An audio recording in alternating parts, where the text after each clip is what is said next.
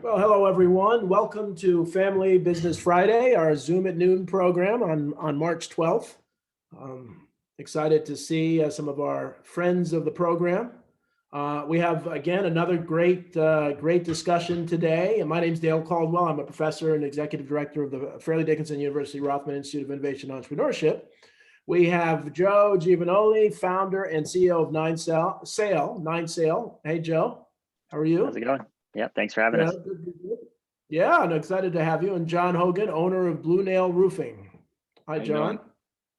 Good to see you, Dale. As always, so happy. And I'm really excited because, you're going to be talking about a lot of stuff I don't know much about when it comes to digital marketing and other things. And the reality is most of the family and other businesses I work with don't know a lot about it. So I'm excited to learn some. But as always, I like to, many of you have heard this before, but say, who is the Rothman Institute and what are we about? So we'll do a real quick 5 minutes on the Rothman Institute, where our mission is to support, promote, and research entrepreneurship with a special focus on family and veteran businesses.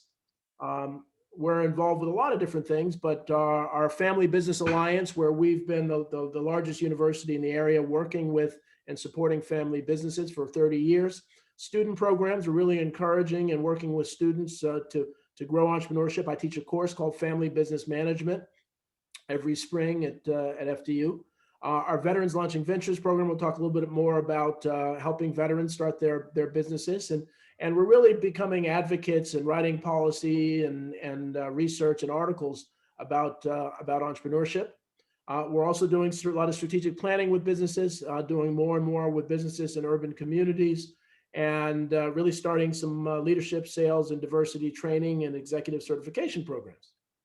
So we wouldn't exist without our sponsors. TD Bank Charitable Foundation has been a wonderful sponsor, as has Provident Bank, and the Commerce and Industry Association of New Jersey, led by Tony Russo, has been a partner, and he may be here later to give a legislative, a Trenton update on what's going on. One of the things that we like to say is entrepreneurship is more important than ever, especially as we're trying to come out of this pandemic. I believe, and I've written an article about it, being a bridge to the political divide. We're so divided around this country, but entrepreneurship is something that I think everybody believes in.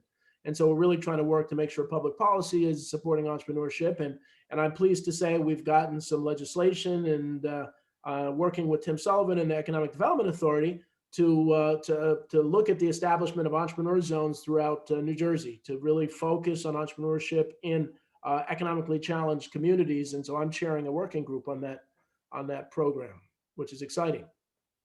We're very proud of our Family Business Week. We created this Family Business Week, encouraging people to celebrate family businesses every day, but on the fourth week in October, to really have a special focus on family businesses.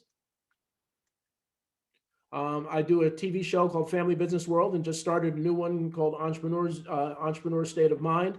And I see some of the folks in our audience who have been guests, and I'd love to have both of you on the show to really kind of celebrate and support family businesses.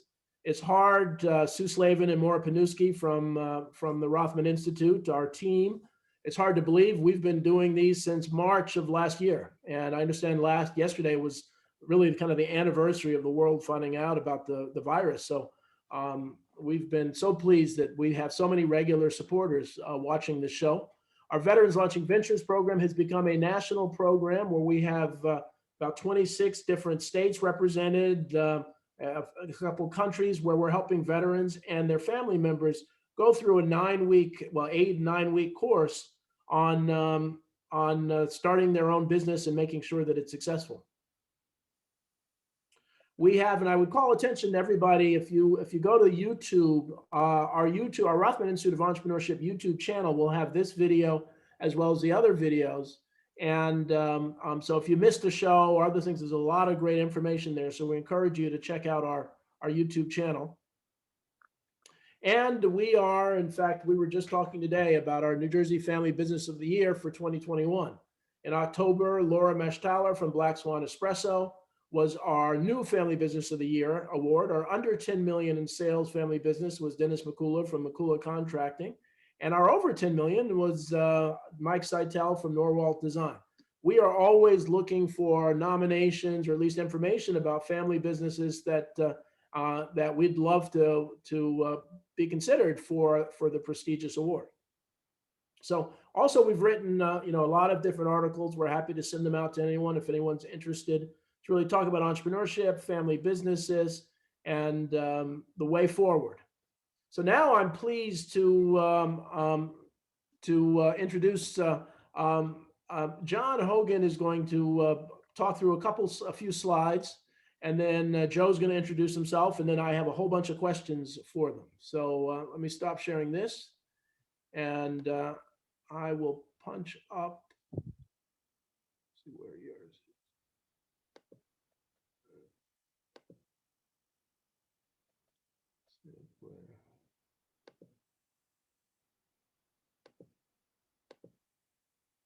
Okay, hold on a sec. Punch this up. So, John, if you want to start talking, let me punch this up through the screen. No problem. My name's John Hogan. I'm the owner of Blue Nail Roofing and Siding. We're about 20 minutes from FDU Madison campus. We're here in Montville, Morris County. We're going to talk a lot about digital marketing. It's something that's really sparked, our business to be where we are today. We've worked a lot with Joe at Is Seo. He's going to talk a lot about what he does as well. As we bring it up. Dale, do you want me to share it on my end? Yeah, I got it. Let me, I don't know why it didn't come up, but I got to punch it up again. It disappeared. No problem. Okay, there you go. Can you see it? Yep, you got it. So Okay. as I mentioned, we do residential roofing and siding is our primary target market. We work locally here in Morris County primarily. We do span throughout New Jersey, but we really hyper focus on local community, building up community and things like that. So there's a lot of different lead generation sources when you think digital marketing. Digitally you could go online, you could buy leads from all these different sources, but in my opinion, they're very cold leads or low quality. The reason we work with Joe and Is Seo is we continue to build the brand, build equity in the community, and organically grow on our own. So we've kind of taken the opposite approach of, when you think contractors, typically you think of the stereotypical old school, write something down on a piece of paper or even a napkin. And, it's an industry that doesn't have a lot of trust around it. So we've kind of taken the whole different direction. We're extremely transparent. We post a lot of the things that we do. We take you behind the scenes on a lot of our projects. So we've kind of embraced the fact that we're more the next generation of contracting. We utilize drones a lot, which helps us keep our people safe and on the ground rather than climbing on your roof all the time and trying to find damage. It helps us, transparently show the homeowner that's standing there with us what's going on, help explain it through that. And on top of that, for marketing purposes, it's great for digital marketing. It's great for before and after pictures. We shoot a lot of high quality videos. We have an in-house marketing director that does a lot of video editing, and we really try to be as transparent as possible, just showcase everything that we do, who we are, and why we do it. And why we do it is really for the community. So our focus, like I said, is extremely hyper local, built around the community. We try to give back to our community every way that we can. The way that we look at it is every project that we do, we've donated a roof. I'll get into that. But outside of that, every project that we're doing, we're putting a roof over somebody's head. We're protecting that family. So every project to us is working for our neighbors. We're right here in the center of town. We're proud to be here, and we're proud to showcase everything that we do. So some of the things that we've done with the community that has kind of helped us on the digital end that I felt was worth mentioning is, for instance, last year when town started banning plastic bags at the grocery store, we started branding our own reusable bags. I actually have one underneath the desk here. So it looked like this. We started giving them out. We posted it on social media, just in some of the Facebook groups, saying, hey, this is what we have. If we could help anybody, it's free. Come and take it. We had so many people messaging us that like we had to leave boxes outside for after hours just to let people come and get them. It was a cool experience. It really digitally just kind of locally went viral. But it was a really good brand builder for us. It's to the point that we had people, my wife would go to the grocery store and see other people with the same bag, the people that we didn't necessarily know. So we've done clothing drives. That was huge through our the Facebook groups as well. And then donating a roof, that was as a partnership with Habitat for Humanity. But I'll go into that later. Social media is really what it all comes back to for us. We do a lot on Facebook. Everything that I just talked about with the brand building and the things that we do in the community, everything is transparently posted throughout our social media, like our Facebook, our Instagram, LinkedIn, all those different things. The driver for us has really been recommendations in town groups. I'm sure many of you are part of whichever town you're living in. That local town group for, people are asking for a plumber or a roofer, electrician, whatever it may be, and then they tag that company. We've grown significantly just organically through that by just delivering high quality services and having people recommend us. We do some radius ads. So when we're working at 123 Main Street, we'll tag that on Facebook, and we'll run a 1 mile radius around there, a video of us, hey, we're working at 123 Main Street. You can see that we're doing the roof here. There was some rotted plywood because the ventilation was neglected. If you have questions about that, we'd be happy to help you and get that out to, the local area right surrounding there. And then retargeting is more of a higher level. I'm sure Joe could talk about this a little bit too.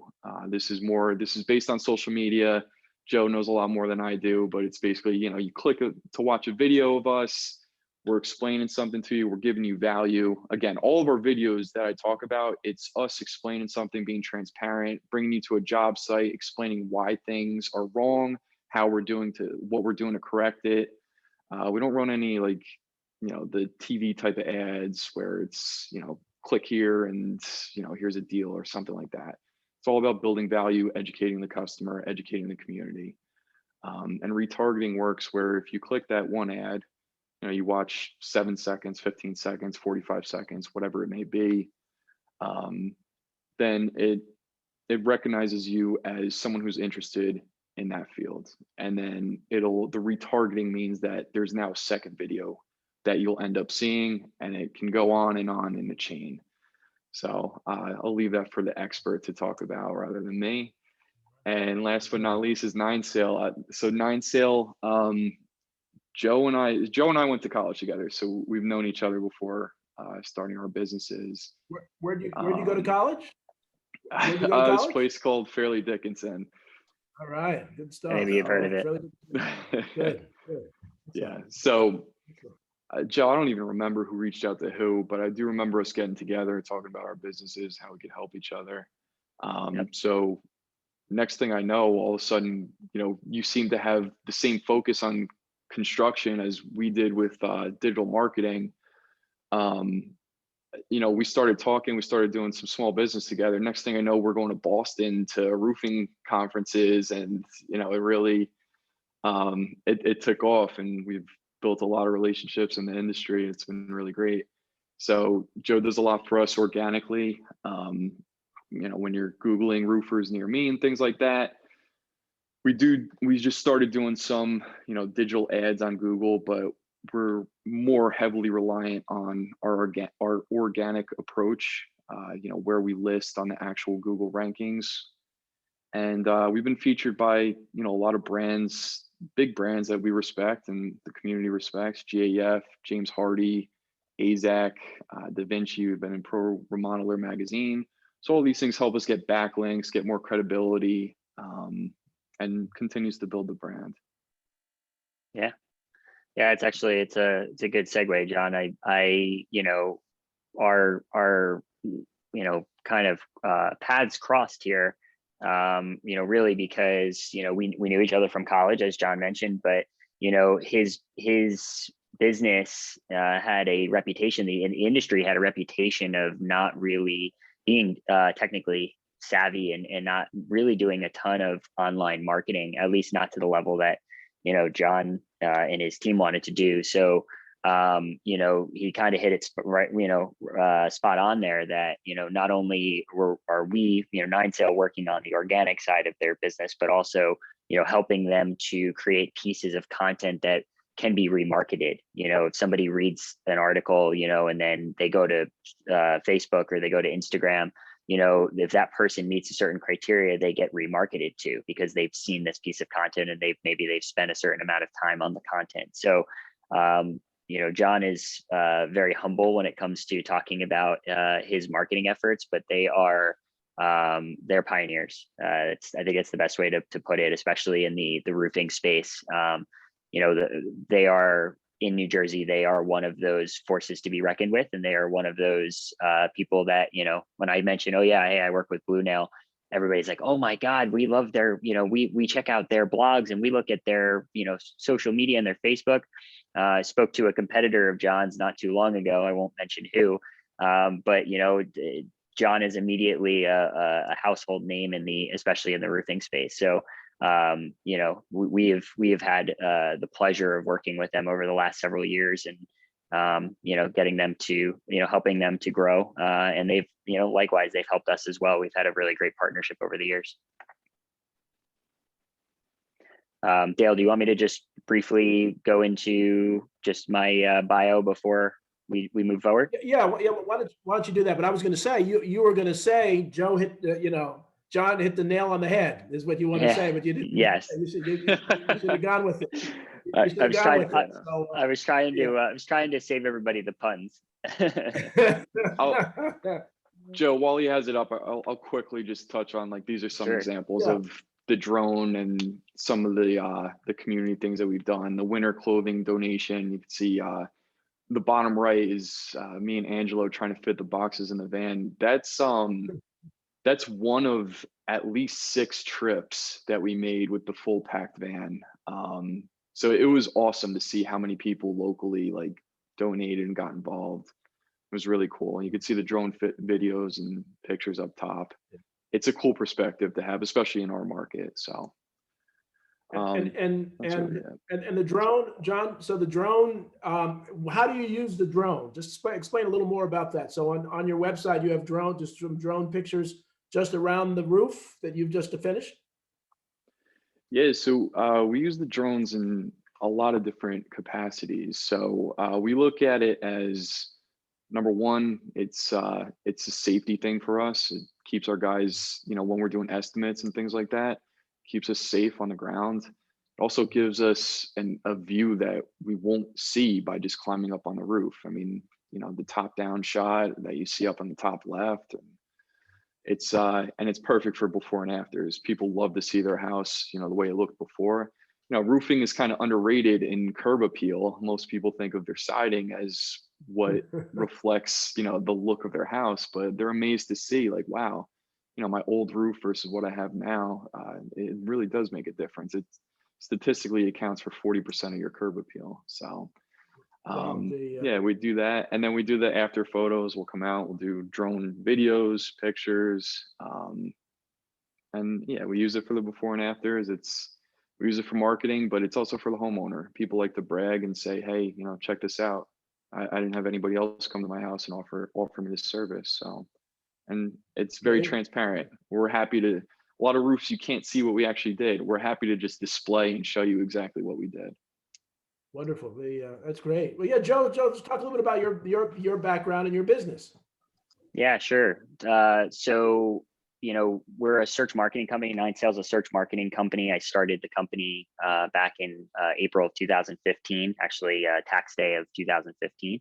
And, we started out as a more full service, marketing firm, website, social media, the whole nine. And, it was one of those things, and a great book that I always reference and I love is called Built to Sell by John Warrillow.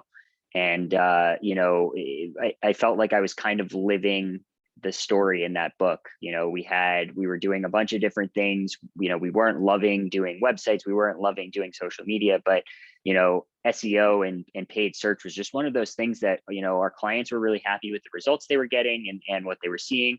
And, you know, so we decided to effectively about a year and a half in, completely pivot and go directly into search for law firms and construction companies.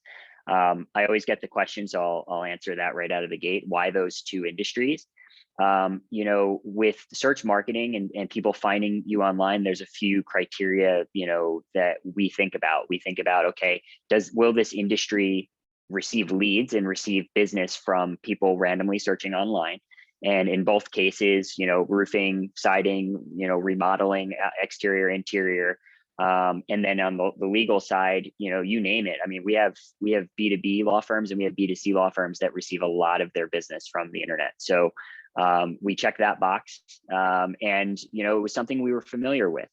You know, I come from a family of a couple of lawyers. You know, my uncles were lawyers, and you know, my other uncle was an architect, and I had been around, you know, the construction space. I worked in a hardware store for 6 years of my working career. I was you know, in high school and early into college, I worked at a hardware store.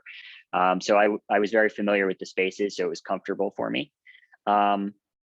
But, you know, so SEO is organic search, which is what John talked about, people finding you, you know, for keywords, right? So in John's case is, you know, roofing company near me, roofing company Montville, roofing company Morris County, all of those types of keywords. You know, in his case, the geographic piece of it is important.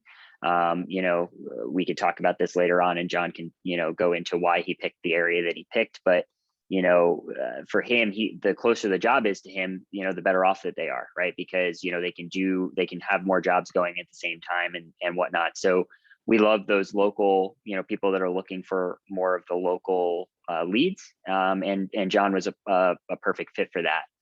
I do also want to mention, oh, Dale, you're on mute. Dale, you're on mute. One of the things I like to do for the audience is, you know, some people don't know what SEO is. So I want to make sure I ask the questions, and no dumb questions, but yeah. So what is SEO? Just the basics of it, and then we'll get into some of the details. Absolutely, yeah. So SEO is essentially the practice of generating content and essentially following Google's best practices in order to optimize your website or your pieces of content to rank for specific keywords. And there's a lot that goes into that. So to give you the, you know, 10,000-foot view, you know, we're identifying the right keywords. We're identifying keywords that are getting great volume, that have what we would call search intent, meaning that the person that's using that term is intending to take some sort of an action, right? Again, somebody using the term roofer near me or roofing company near me, chances are they're looking to have something done with their roof and they're looking to make a phone call. So like that would be a high intent keyword. So, you know, we help our clients to identify those keywords, identify the types of content that we need to have them create, or we work with them to get created. You know, content being written content being video content. You know, you can optimize all types of content on your website, you know, using Google's best practices. So we spend a lot of our time with our clients, you know, guiding them through these strategies, and then doing the things that John said that are more not on their website, like backlinking, right? So, you know, we can reach out to a company like GAF and say, hey, you know, we work with, you know, John at Blue Nail. You know, we saw this article on your website. We'd like to add to it, and we'd like for you to backlink to John's website. Can you do that? And a backlink is essentially a hyperlinked piece of text, also called anchor text, that points back to a specific page on John's website. And what that does is it tells Google that, hey, this is a great source of information. A really well-respected site is pointing to this. That gives him what's called authority. So we're in the business of building authority and building brands online through SEO. And so, and SEO is search engine optimization. Is that correct? Correct. Yep. Perfect. Yep. And then there's also another term called SEM, search engine marketing, and that typically references paid search, right? So that is when you go on Google or Bing You'll see the ads at the three top spots at the top of a search that say ad next to them. Those are pay to play. Yeah. So it's PPC. John mentioned that a little bit earlier. They've been dabbling with some of that, over the last year or so. But PPC is more, if you stop paying, you stop showing up. It's pay to play. And it's more instant gratification than SEO, which typically takes anywhere from 6 to 9 months at the beginning to really build up and show how much results it can bring.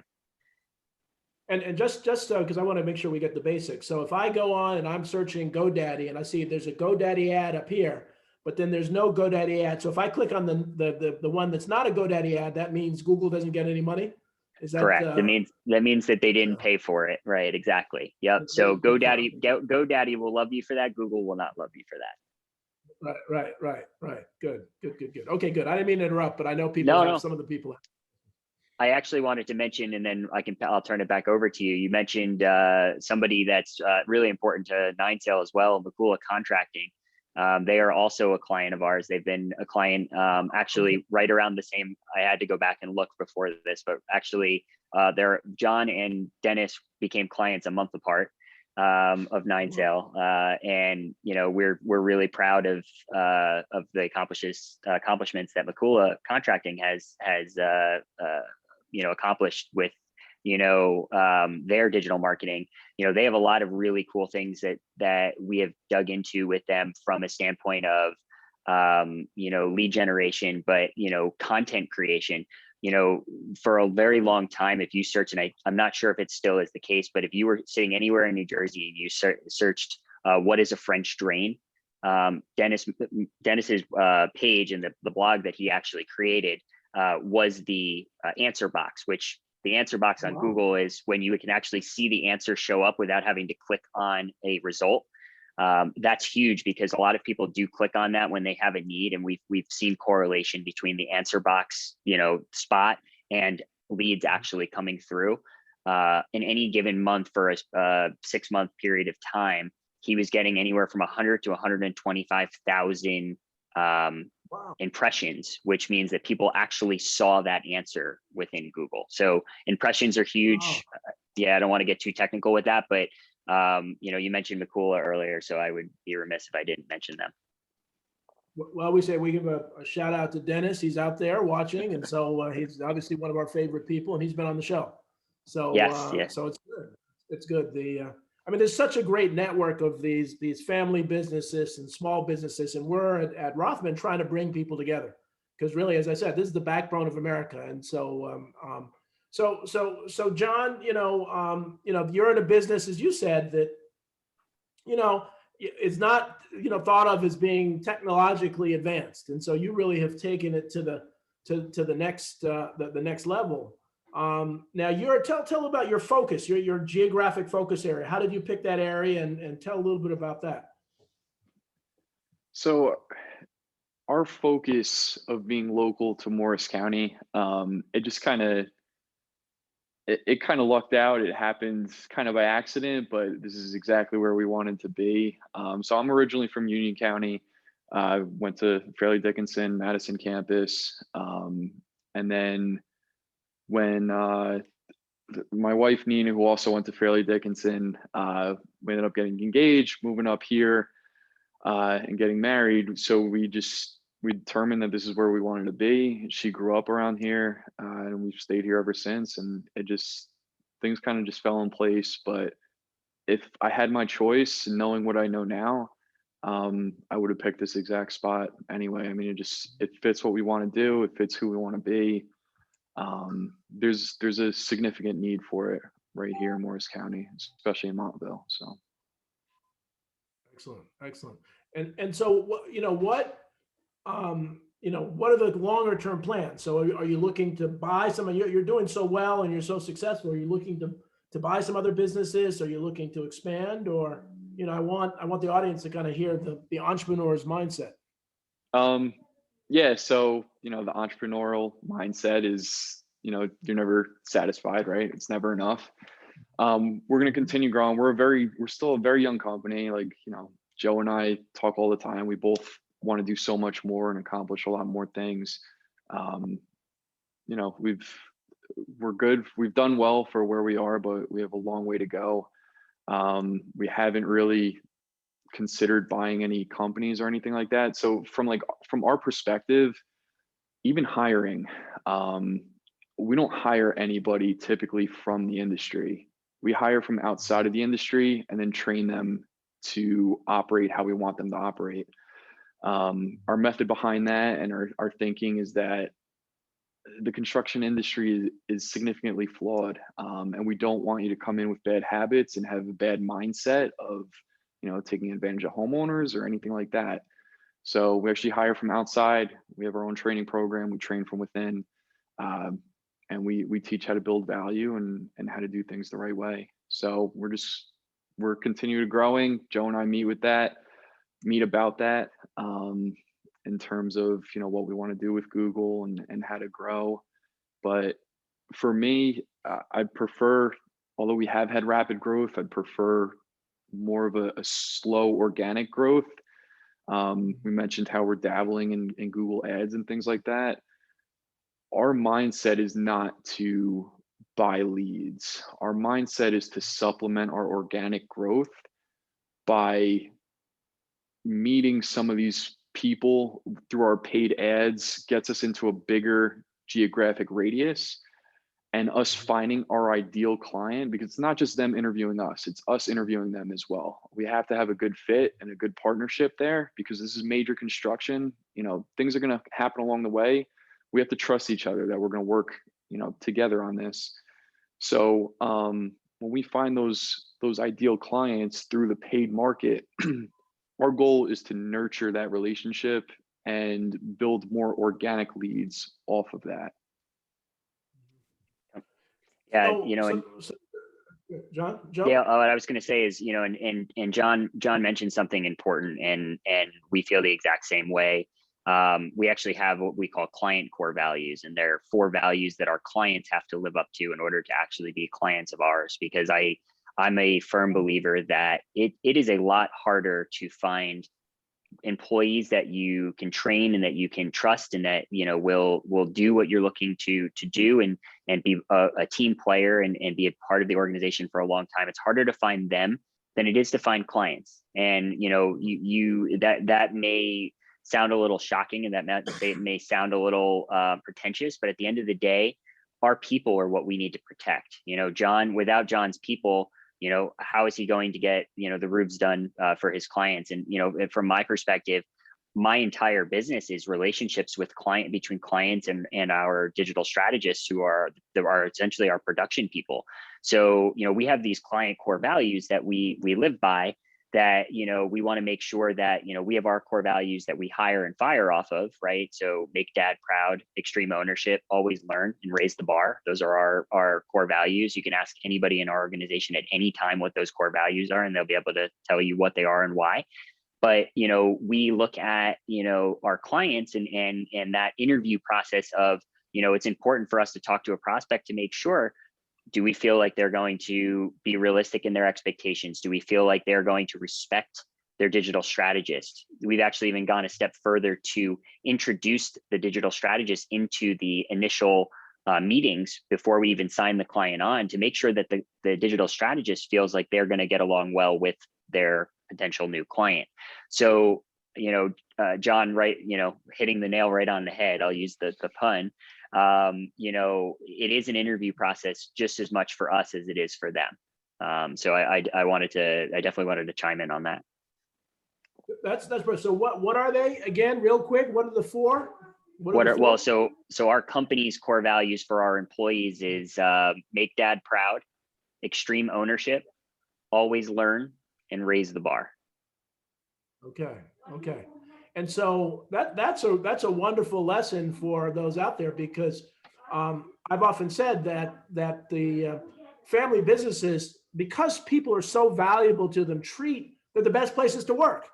They're much better to work than government or nonprofits or corporations, and yet there's a reputation that it's the opposite, that, you know, these businesses are taking, no, it's people are so valuable. And so that whole focus on on really customers is really, really, really important. And I'm sure that's a learning, because most people don't understand that. So, Yeah. so John, do you similar kind of approach with customers? Yeah, absolutely. So our core values, we have four as well. It's family, honesty, education, and community. And we base everything about our community. We have a similar interview process. I mean, for us, we're going to the homeowner's house. We're respecting their property, and we want to go through everything. Our goal is to educate on the entire process, explain to them what we feel that they need, how they can approach it, and what needs to be done. At the end of our consultation, our goal is for us, sometimes it's just not a good fit, but our goal is for them to understand everything that they need, whether they go with us or not. At least they're going to achieve what's right for them and their family, hopefully. Our goal is really just to go in there, and we mutually kind of figure out whether it's a good fit or not. And we usually know right then and there. We're not high pressure or anything like that. We're all about educating, but you could kind of tell, and they can too. Yeah. So, John, to that point, Sandler sales training is something that I have always lived and died by. I had the fortune of doing that right out of college. I was part of President's Club for Sandler sales training, but there was always a saying that I love, it is some will, some won't. So what? Someone's waiting. Right. So just not everybody is a fit for the business, and that's okay. Right. And, going into every meeting expecting it to be a home run is setting yourself up for failure, and you're setting your team up for failure, because you're, kind of letting everybody in the door rather than being, super picky. So I love that. Yeah, I agree with you, John. Yeah. So you're looking at the customer relationship not as a the customer, as it's not about the transaction, it's about the relationship. Right. And I think Absolutely. that's so very different than the way a lot of people, look, okay, we're going to do your roof now. I mean, I'm not going to see you for another 6 years, so why do I care? Instead of, this is a relationship, other people, and so on. So talk a little more about that, because it's not intuitive for everybody to do it that way. So yeah, for us, I mean, everything goes back to being organic and relationship building. There's this, again, the stereotype in the contracting industry is, okay, have this guy come look at it. Because we do roofing, let's consider the roof, right? All right, you have a roof leak, your roof's 25 years old or whatever it may be. Let me have somebody come out and look at it. And it's always, the thought is somebody gonna come out here and like try to screw me? Are they gonna try to get $80,000 on my roof? Happens all the time, especially if, unfortunately, with more elderly couples. But our goal is, we go in there, we do the same thing every time. We go in there, we meet with the homeowner, we sit down, we learn their needs, we learn what's going on. Has it been leaking for a long time? Did it just start leaking? We explain, don't panic. We do this all the time. Here's what we can do to mitigate the leak now. Here's what we could do to fix it in the long run. Usually replace the roof. If it's a newer roof, then maybe we could try to repair it. Problem is, if it's a newer roof and we have to repair it, that means that the contractor probably did something wrong. So it spirals into this, there's further steps to that. But it's kind of in the back of everyone's mind because of the construction industry. Like, you call somebody in and it's like, all right, well, I got to talk to as many people I know. And you ask your neighbors, you ask your family, you ask their friends who they use. Hey, do you have a roofer? Do you have an electrician? Do you have somebody that you trust that does this? But for us, we have our process. Each and every time we go in there, talk to the homeowner, learn their needs, go up with the drone, show them what's going on, find out what's going on, come up with a solution. Pricing is all the same every single time. You put in this amount of square feet of roofing, this system, this shingle, there it is. It's all transparent. It's right in front of them for them. It's not like we're going back to the truck and like, oh, this is a nice house. This person doesn't seem like they know what they're doing. Let me, double the quote or something. And that's kind of in the back of people's minds. So yeah, we're all about relationships. We're all about being transparent. And we feel like because we're transparent, that helps us cultivate the relationships and branch on or branch out from there. There's no like sneaky sales tactic. As Joe mentioned, so like John, Sandler. Go ahead. Yeah, so while you're on that, again, for those folks that have had, because I know stories of people where somebody's come up to their house and said $61,000 because we have insurance, and the real cost was 16,000. Yes. So what should someone do? I mean, if maybe they're not in your area, they're down. I'm in Central Jersey. I'm in New Brunswick. How do they check to see if somebody's legit?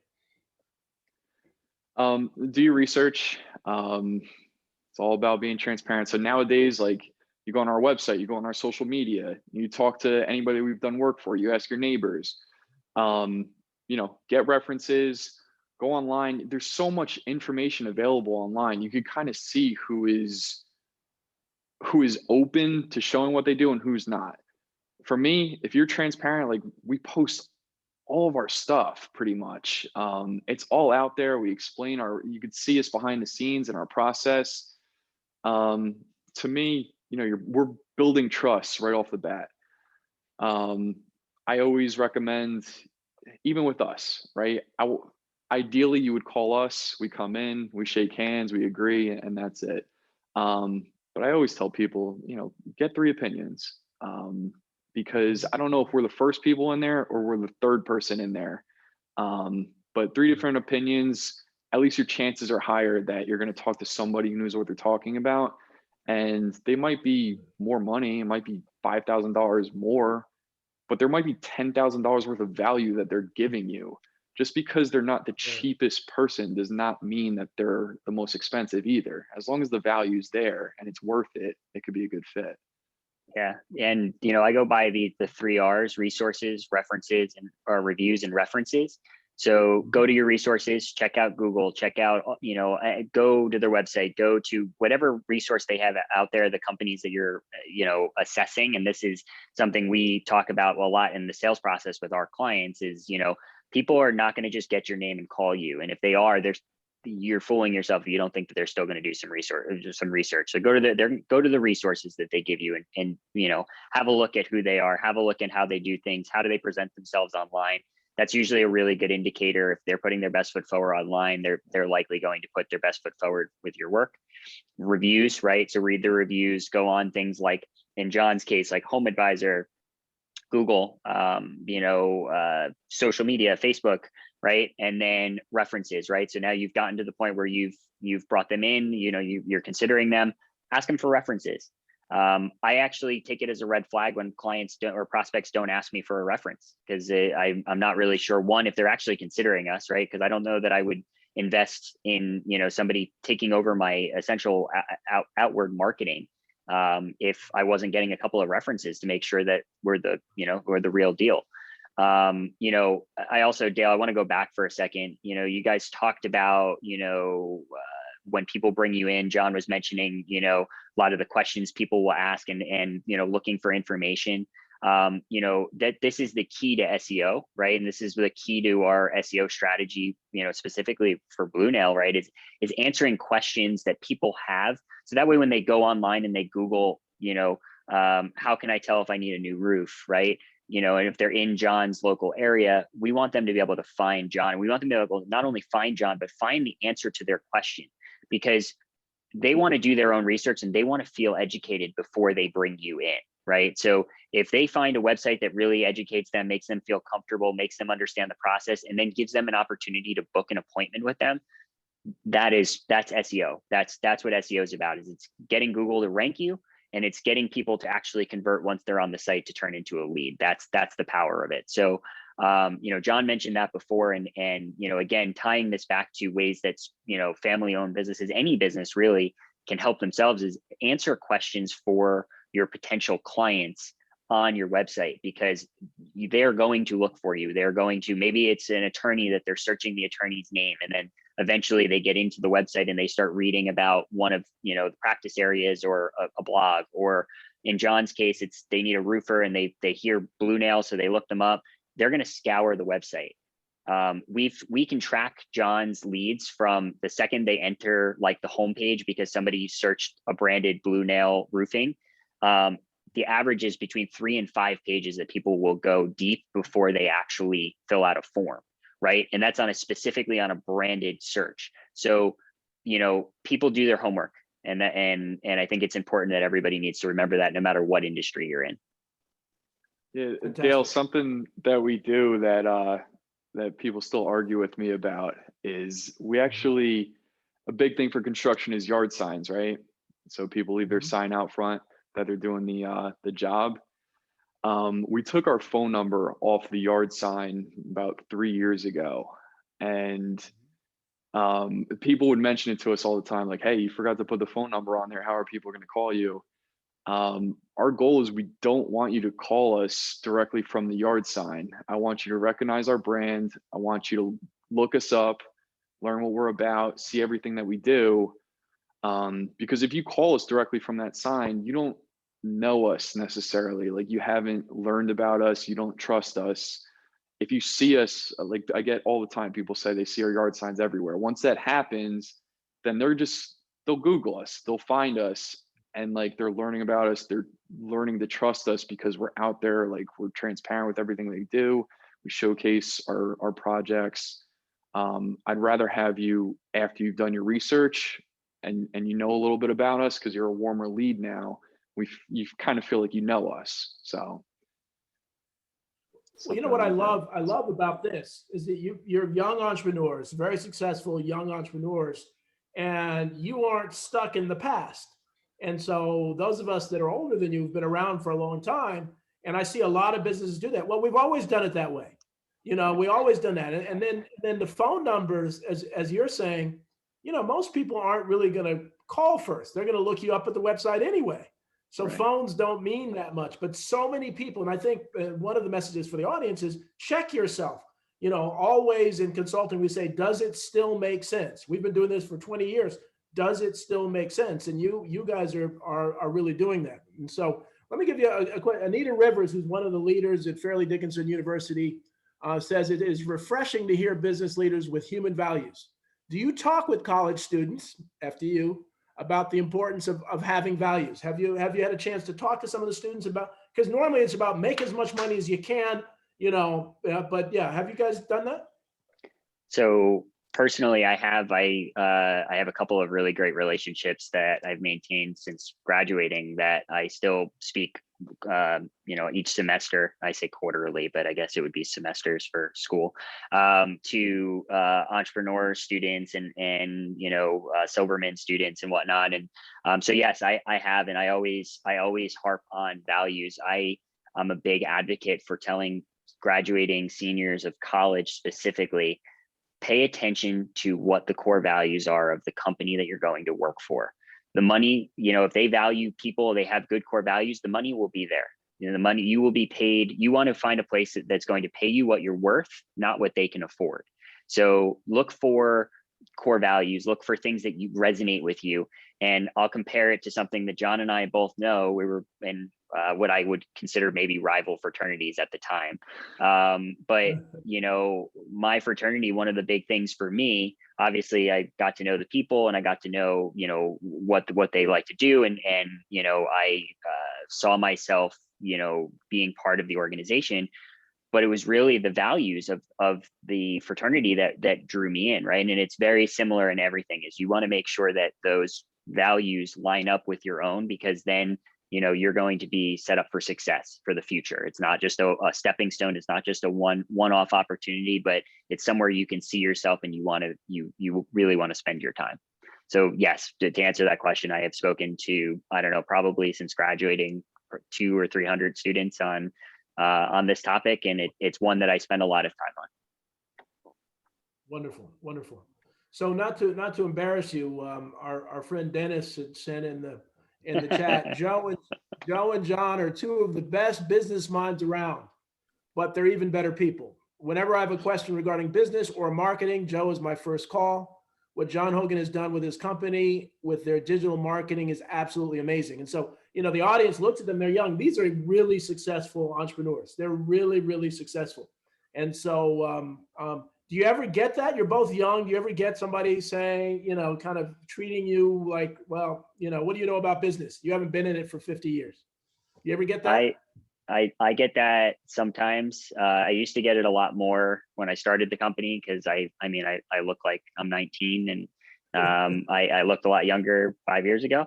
But I do get that. But what my approach to that is to just open my ears and listen. I've always had this philosophy that if somebody feels they can teach me something, or somebody feels they know something more than me, maybe they do, and I want to hear it, because I want to learn it and I want to understand it. And my ego used to get bruised quite often, and I decided that I just didn't care anymore, and I wanted to just learn and be a sponge. So for me personally, I haven't had to worry about that in recent years, but I definitely do from time to time get the person that's like, how are you running this business? You're so young. So, right. John, how about you? Have you had that? To be honest with you, it was a big mental hurdle first starting out. I would get it all the time, especially, people would call the office. I would have to, at the time I was going out there and doing every estimate. I would get out there and be like, who's this kid? What do you know? Especially construction, they're expecting somebody in their 50s with, a scuffed up shirt and whatever coming out. And it was tough at first, seriously, to the point that I thought about changing on my business card to like project consultant or something instead of owner. But then I remember there was one project in particular that was very specific. It was a very high-end, intricate project in Mendham. And when they chose to work with us and they told me why, I finally, the mental hurdle was gone. I started owning it, and it's been in the past ever since. So yeah, it hit hard. But I think it was more in my head than anything else. So. Yeah, I agree with that too. I think that head trash is what we use in Sandler. We to talk about like the stories you tell yourself as to like why things can't happen, or like why things aren't working. And that head trash is really like, it's a real thing. And, that's another thing I tell college students a lot, going back to that first question, is that, you don't psych yourself out. You're coming out of college. Nobody expects you to know everything about the field, right? What do they say? It's like 10,000 hours to be an expert, something like that, right? I think that's what the hours is. But I always say, like, ask questions, learn, but when somebody explains it to you and somebody teaches you how to do it, don't go back to them again and keep asking them to teach you over and over again, because you're not paying attention, right? Soak it up, absorb it, learn it. And, just like with John, after a while, we know we have a proven process of how we work, and we know we've built a good business. We know that we have great people.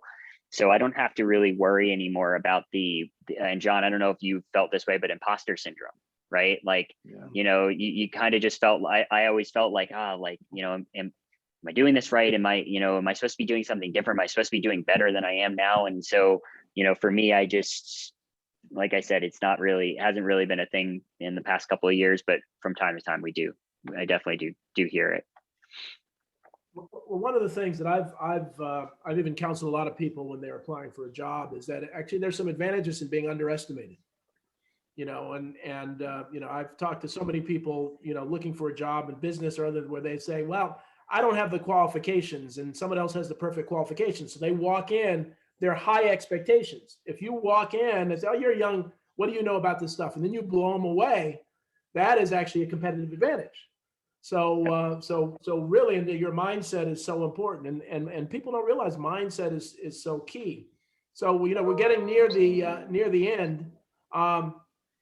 So as we look at, one of the things about, and not to even harp on the generation, that there's this mentality of let me scale my company so I can sell it. Let me get out of this business as quickly as possible. Both of you are really successful and you do that. How do you avoid that mentality? And I'm sure you have a lot of friends to say, hey, when are you going to sell it? When are you going to sell your business? I want to hear from both of you. How do you avoid that mentality and really look for long-term growth? So I think that that's a difficult question to answer, because I think that every industry is a bit different. So our industry, we know that once you hit a certain threshold, you're going to need potentially need some outside help, whether it's being swallowed up by a company, whether it's acquiring another company, whether it's finding a venture capital company to invest in you so you can continue the growth. But there's going to come times at least in my business, where I know that that's going to be potentially a reality that I have to face. And I try not to pay too much attention to it. I'm not sitting here looking for this specific dollar figure payday that, I want to hit and get out. Like, that's not what I'm about. I, have built a business that, I want to grow and I want to scale, and I'm in growth mode, and that's for sure. But I built a business of people that I want to spend time with. Right. So like people that my barometer for who I hire is, would I go out and have a drink with this person? Could I sit for 2 hours and at a bar and talk and feel comfortable, right? So for me, not to get around your question, I don't really think about it too much, but I know at the same time that there may come a time where it's a reality that I have to do something for the existence of the company and for the future growth of the company. Right. No, that's great. Great. John, what about you? Yeah. So we've been approached before, but I have no interest in really selling. I mean, this is what we do. I love doing it. I mean, yes, we do roofing and siding, but I really see us as a company that affects the community. And that's ultimately what we want to do. I love being able to have, a platform to do that and make an impact. And yeah, I can't see us stopping anytime soon. I mean, we're too young to stop right now. So can't stop, yeah, won't stop. I'd love to. I love doing what I do. I do want to continue growing and get more out of the day to day. That would be really helpful. But until then, no, I'm happy what I'm doing. I'm not looking to sell or be acquired or anything like that. I love doing this every day. So you guys, your mentality, your entrepreneurial mentality has made it easy for you to pivot. So just even talking to you and getting to know you, you're willing to make a change as you need to. And so it doesn't matter how old the business is. As we enter as we enter the post-pandemic, hopefully, knock on wood, post-pandemic time, it's almost like businesses are new. They've pivoted. It's almost like the old businesses have to do things. Virtually everybody has to do things differently. So as you're looking going forward, you both being successful, what advice do you have to those businesses, whether they're restaurants or whether what kinds of things should they think about as they're going in from an SEO perspective or an operational perspective, as we get beyond the vaccines? So you hit it on the head earlier, Dale. You said that, is this still working, right? You had a term that you used, but is this still working?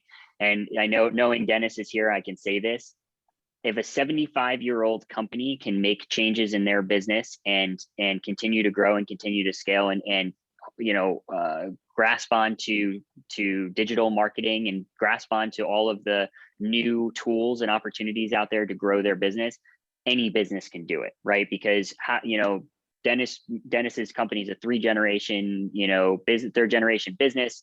They have really knocked it out of the park with the stuff that they've grabbed onto. And so what I would say is that, pay attention to if things are slowing down, or if you're seeing a real shift in the way that people are buying or people are acting when they're, interested in buying from you. Pay attention to that. Talk to people. We've had so many conversations with our clients, and in fact, prospects that we decided not to move forward with, or they decided not to move forward with us. Ask questions, right? Because you're going to learn so much from these people. And you're right, Dale, things have changed. Things have changed drastically. We're all running our businesses from Zoom virtually right now, right? Like, but majority of us, all of our meetings, I haven't been to a real in-person meeting in over a year. So, in my case, right, that was a big change. And I needed to figure out how to make people the most comfortable when I was conducting these meetings, and I needed to figure out ways to engage people differently. So, you know, we do virtual wine tastings with prospective clients and existing clients. You know, we did a game night. We invited some clients to a team happy hour we had. We did a game night virtually. We played Hangman. It was kind of cool. But like things changed. So, you know, I think that from that perspective, you have to talk to people, you have to see what's going on and be aware, and you can't just stick your head in the sand and say, no, no, no, everything is just the way it needs to be, and we need to keep doing it that way because we've always done it that way. Well, that's a recipe for disaster. Well, wonderful, David. Now we're almost at time, but I have to ask this question, this SEO question, or this social media question, a source of annoyance for me, because before this thing, I send out on LinkedIn, which I like. I love LinkedIn, Twitter, which is okay, but Facebook, you put it on. You know, you used to be able to when you put it on, unless they force you to try to buy ads so that you can reach other people. So their algorithm limits the amount of people that see stuff unless you buy an ad. Is that true, Joe? Wrong guy to ask, John. Okay. I'm sorry. Can you repeat that? It was Robert Schiff just asked a question. And the Facebook, when you send out, we tell people this thing that it does. I have 5,000 personal friends on Facebook, and so if I send something for this, you know, the algorithm prevents it from getting to most of those people. Is that true? Oh man, that's some high level stuff there. I don't know. But you got to talk to I've had Mark Zuckerberg about that. Yeah, well, yeah. So I have, it wasn't always the case, and so they've, the social media is changing, and I guess the final message is that why you need SEO and other things is because the algorithms change all the time, right? Yeah. And so you think I figured out Google, they'll switch it on you. So I really encourage each of you to at least talk to an SEO, hopefully Joe and John, and get some insights. So I want to thank you all. We always try to end, right at 1. It's 1:01 now. This has been a great discussion. I've learned a lot, and I think the audience has too. So thank you both very, very much. And we will definitely be in touch, and we definitely want to do some things at FDU to really get the alumni entrepreneurs together so that we can continue to grow entrepreneurship at FDU. So thanks again. Yeah, thank you. Thanks for having us. Yes. Thank you. Take care. Bye-bye.